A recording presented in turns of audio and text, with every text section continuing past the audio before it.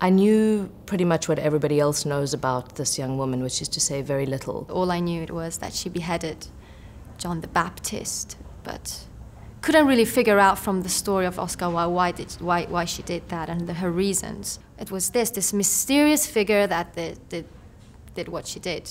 I played the role of Salomé in Stephen Berkoff's original production in the Gate Theatre, Dublin. So I knew it through that mainly, but I would have known maybe, you know, also just getting glimpses of old black and white movies, but that was all really. Having encountered paintings, the Strauss opera and the Oscar Wilde text, which I read at university, none of these give any real kind of insight into who she was, but rather who we are as a people and as a culture, and what we reflect and project onto the idea or image of this nameless woman.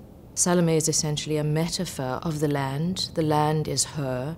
We can colonize a land just as we colonize women's bodies, just as we colonize the bodies of natives of a land, and how essentially the feminine experience gets colonized. I feel like a vessel to give voice to all these women, all the women that don't have any choice or also can't really tell their stories. This was a very potent example of the erasure of a woman from her own story. She's the inciting incident in a series of men's stories.